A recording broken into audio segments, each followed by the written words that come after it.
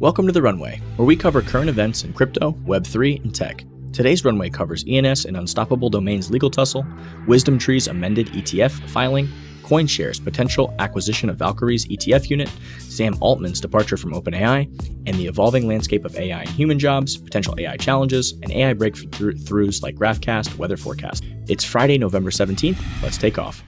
First up, we have a story here about ENS developers and Unstoppable Domains having sort of a patent fight here. And Unstoppable Domains is trying to claim a patent here on the blockchain sort of technology behind the domain subservice. ENS developer Nick Johnson claims a patent granted to Unstoppable Domains in January is entirely based on ENS Labs innovations. The founder and lead developer of Ethereum name service ENS, Nick Johnson, is urging blockchain domains company Unstoppable Domains to drop a recently awarded patent or face a lawsuit, according to an open letter shared on X. In January, Unstoppable Domains was granted its first patent, which claims that a couple of these guys here are the inventors of technology that use blockchain technology to determine domains. The patent request was filed with the United States Patent and Trademark Office in 2021. According to Johnson, the patent is based entirely on innovations that ENS developed and contains no novel innovations of its own. The ENS documentation stipulates the Ethereum name service is a distributed, open, and extensible naming system based on the Ethereum blockchain.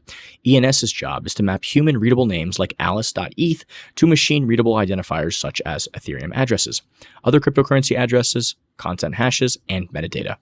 In the open letter, Johnson claims that all the ENS work is under open source licenses, with all standards publicly available for implementation. According to him, continued attempts to contact Unstoppable Domains about the issue have failed in recent months.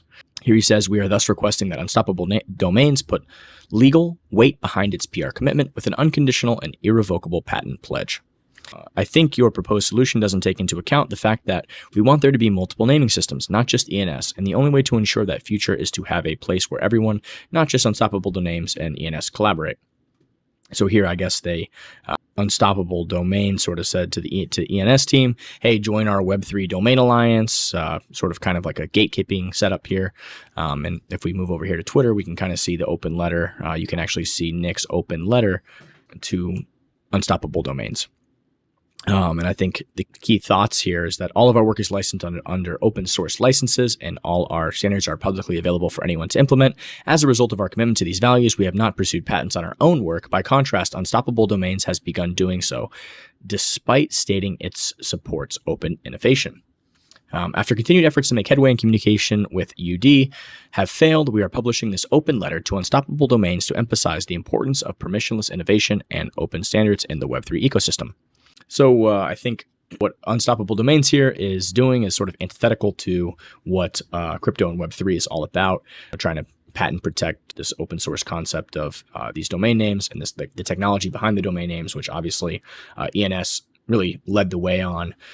So if you're interested, we'll put this Twitter link in the notes, and you can read Nick's from ENS, his full letter. Hopefully we see some resolution here. Next up, story here about WisdomTree amending its S1 form with spot Bitcoin ETF filing as crypto awaits SEC decisions. It looks like we've got an updated sort of filing here regarding our spot Bitcoin ETFs. And the amended prospectus mentions that the WisdomTree Bitcoin Trust ETF will trade under a ticker symbol BTCW, with Coinbase Custody Trust serving as the custodian holding all of the trust's Bitcoin on its behalf. According to Bloomberg ETF analyst James Seyfarth, the updated Form S1 spot Bitcoin ETF filing by WisdomTree means that the firm is still planning to launch an ETF and is discussing the opportunity with the SEC. I think there was some news before that they were withdrawing and that they weren't going to continue with this. Continue with filing their ETF, but it looks like they are still proceeding behind the scenes trying to work something out. So here if we go here, we can see James's tweet here showing the updated amendment. This just means WisdomTree is still planning to launch an ETF and are in talks with the SEC's Corp Fin division. All issuers were expected to file one of these in order to potentially launch their ETF at some point. Just a step in the process, nothing critical.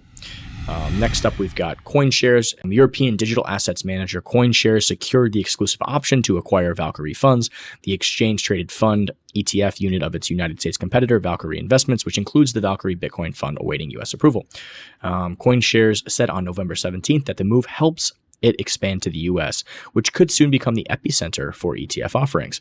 The firm's CEO, Jean-Marie Magnetti, added that he hopes the Valkyrie acquisition will help it capitalize on what is currently a fragmented global ETF market. This news sort of adds to the theme that these ETFs are coming at some point. It looks like January is probably going to be the time they come through. I personally really thought that the SEC kind of needed a win, and I figured that they were going to sort of back down on this and let these ETFs sort of get approved and sort of book a win finally for them. But it seems like they are really trying to just extol maximum pain here. They really are antagonistic towards the industry. And it's just really disappointing and surprising that they're just dragging this out, especially when we have futures ETFs already. They're really not following their mandate and contributing to efficient markets and fair markets. So disappointing. And, Gary, Mr. Gensler has said a lot of good things about Bitcoin in the past, but it seems like he flip-flops sort of all over the place with his opinions. If you watch some of his MIT videos and, he's just a year later saying the complete opposite things, the whole thing is disgusting. So I thought we were going to see some movement here, but we may not see some movement for a couple more weeks or months here. Here's the official Twitter post about the story we just discussed. Next up, we have a story about Sam Altman. This is breaking news, pretty big deal. Sam Altman is out as OpenAI CEO. Board says he was not consistently candid.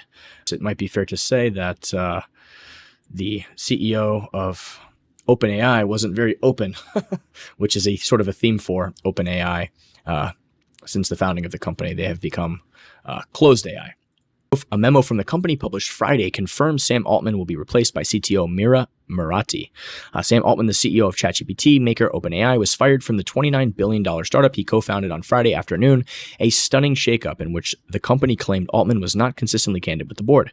OpenAI's announcement, which was published in a blog post on the company's website, did not provide details about Altman's alleged lack of candor. The company said that CTO Mira Murati would replace Altman as interim CEO effective immediately, while a search for a permanent replacement begins. Mr. Altman's departure follows a deliberative review process by the board, which concluded that he was not consistently candid in his communications with the board, hindering its ability to exercise its responsibilities. The board no longer has confidence in his ability to continue leading OpenAI, the blog post read. Greg Brockman will also step down as the chairman of OpenAI's board of directors as part of the leadership change, but will remain in his role as president of the company. In a tweet on X, formerly Twitter, Altman 38 said that his time working at OpenAI had been transformative and that he will have more to say about what's next. It was transformative for me personally and hopefully the world a little better. Most of all, I loved working with such talented people. We'll have more to say about what's next later. Can't say I'm surprised by this. And I think, hopefully OpenAI goes back to the drawing board and actually thinks about why the company was founded and sort of, what the original mission was. And even in their name, OpenAI, they're sort of very closed AI. So something was a little fishy. Didn't quite, I can't put a finger on it, but I think, the board probably made a good decision here. We'll see how it all shakes out. Let's move on to our next story here. It sort of overlays sort of Coinbase's stock sort of action here. Coinbase looks just like Amazon Fractal when it was bottoming out after the 2000.com bubble crash. But y'all are not ready for this conversation, though. Just thought it was an interesting historical comparison here to sort of look at these two companies and look at their sort of trading activity. Very, very interesting. Someone says, tell me you're long without telling me you're long. Full disclosure, I'm long Coinbase. Someone also says, why long Coinbase when you can just hodl Bitcoin ETH? My response is, why not long Coinbase and hodl Bitcoin and ETH? I think, they don't have to be mutually exclusive. You can get exposure to a company that, has massive revenues from trading fees and all sorts of other revenue streams, investing, doing VC investments in different Web3 and crypto companies, while also, holding these assets on their balance sheet in addition to just making fees and doing business the right way. So I think there's more opportunity and more exposure there. So we can do all of the above here. They don't have to be mutually exclusive. Let's move to our next story here. AI will create largest displacement of human labor in the history of capitalism, says tech-focused hedge fund CEO. a lot of people will feel left out. I think this is a common thing that is being said a lot lately. For those worried about artificial intelligence replacing human workers in the years ahead, recent comments by a prominent technology investor will not assuage their anxiety. AI is going to be the largest displacement of human labor in the history of capitalism, said Brad Gertzner, founder and CEO of the investment firm Altimeter Capital, on a Monday episode of the Art of Investing podcast. There's going to be a lot of disruption that will cause a lot of anger. A lot of people will feel left out of the system. Interesting thought. I think this has been said for all technological breakthroughs that, we're going to lose jobs. And, yes, jobs do definitely go away. But what ends up happening is that the world gets more complex and a lot more jobs are created. Things get technically more complicated and, more industries evolve and develop. And it doesn't have to necessarily be a zero-sum game. This has been true throughout history, from every innovation and invention, a technological breakthrough of mankind. And I think we will continue to see that play out into the future. For anybody interested in exploring this kind of thought process and this debate and this idea a little bit further, highly recommend read the Techno Optimist Manifesto. Mark Andreessen recently put out a fantastic read, really interesting, really intriguing, some great thought-provoking ideas. We'll probably do some kind of read on this channel at some point and sort of do some content, break it down in parts and read over it, and I'll add some commentary and thoughts to that in the future. Next up, Microsoft releases AI tool for photorealistic copying of faces and voices. In response to criticism that Azure AI speech was simply a deepfakes creator, Microsoft said it has implemented safeguards. Microsoft announced its latest contribution to the artificial intelligence race at its developer conference this week, software that can generate new avatars and voices or replicate the existing appearance and speech of a user, raising concerns that it could supercharge the creation of deepfakes. AI made videos of events that didn't happen. Definitely a legitimate concern. But at the end of the day, the technology to create deepfakes and do this stuff is always it's already out of the bag. There's a lot more benefits to having these breakthroughs in technology than there are negatives, and I think the vast majority of people are going to do the good thing. But it is important to sort of sometimes address and acknowledge that there is two sides to every coin, and there are going to be people who do bad things, right? And we have laws on the books already for fraud and for basically illegal behavior. Next up, we have another story kind of looking at this, talking about AI. AI-generated women steal thousands from men looking for love in dating app and social media scams. Nothing new here. Tons of catfishing going on already. This is something that is not going to go away. People need to be aware of this, and they make entire TV shows based off of this stuff about people getting catfished and sending money to people that aren't, could be a 300-pound guy and another country saying that they're a hot girl. It already happens. And yes, AI in some senses could make it easier to fake it, like a bots and stuff. In a lot of scenarios, people have to learn their lessons the hard way sometimes. There's this expression that, a fool and their money are soon parted, and it's impossible to stop that. This has been going on for a long time. So let's move on to our next story. Google delays the release of Gemini AI that aims to compete with OpenAI. Google's company defining effort to catch up to ChatGPT creator OpenAI is turning out to be harder than expected. Google representatives earlier this year told some cloud customers and business partners that they would get access to the company's new conversational AI, a large language model known as Gemini, by November. But the company recently told them not to expect it until the first quarter of next year, according to two people with direct knowledge. The delay comes at a bad time for Google, whose cloud sales growth has slowed, while that of its bigger rival, Microsoft, has accelerated. Part of Microsoft's success is coming from selling OpenAI's technology to its customers. Sometimes it's good to not ship a product until it's ready. And there's a lot of AI stuff that's been shipped, and probably a good idea to wait, because unless you right now, OpenAI and ChatGPT, GPT-4 has a huge market share of users, and unless you really have something that's significantly better and more user friendly and it provides more value, you're going to need to sort of shock with something much better to really grab a significant portion of that market share right now. So I think it's probably a good idea that they're waiting until they have something that can really deliver before just throwing something out into the wild.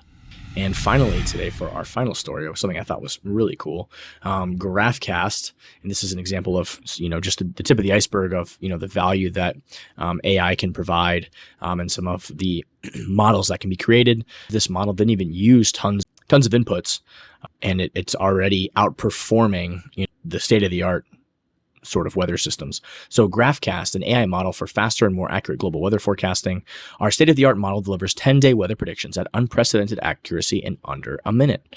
The weather affects us all in ways big and small. It can dictate how we dress in the morning, provide us with green energy, and in the worst cases, create storms that can devastate communities. In a world of increasingly extreme weather, fast and accurate forecasts have never been more important. In a paper published in Science, we introduced GraphCast, a state-of-the-art AI model able to make medium-range weather forecasts with unprecedented accuracy. GraphCast predicts weather conditions up to 10 days in advance more accurately and much faster than the industry gold standard weather simulation system, the High Resolution Forecast, HRES, produced by the European Center for Medium Range Weather Forecasts. GraphCast can also offer earlier warnings of extreme weather events. It can predict the tracks of cyclones with great accuracy further into the future, identifies atmospheric rivers associated with flood risk, and predicts the onset of extreme temperatures. This ability has the potential to save lives through greater preparedness. GraphCast takes a significant step forward in the AI for weather prediction, offering more accurate and efficient forecasts and opening paths to support decision-making critical to the needs of our industries and societies. And by open sourcing the model code for GraphCast, we are enabling scientists and forecasters around the world to benefit billions of people in their everyday lives. GraphCast is already being used by weather agencies, including ECMWF, which is running a live experiment of our model's forecast on its website. This is really cool. We touched on some downsides and stuff to watch with AI, some stuff that can be exploited. Let's give credit where credit's due. This is sort of a major breakthrough. This has the potential to save, tens of thousands, if not hundreds of thousands of lives over the next decade, right? With some of these storms or tsunamis or earthquakes, specifically, if we just kind of focus on tsunamis weather systems that form in the middle of the ocean very quickly. One barreled Mexico a couple weeks ago that, destroyed tons of stuff. A lot of people died. Just sort of getting an earlier warning than the state of the art of what currently exists using AI can save, certain floods could kill, 100,000 people. A tsunami event could kill 10,000 people. So utilizing AI to predict and offer information ahead of time as an advanced warning is really hugely beneficial and a huge breakthrough, right? You got to take the good with the bad, right? There's always downsides to everything. Cars, for example, more people are going to die in car accidents, but, human civilization became way more productive and, everybody benefited in a very great way. So I think AI and, all technological breakthroughs are going to be similar. That's all I got for you guys today. Stay safe, stay blessed, never stop learning, and keep an open mind. Thanks for listening.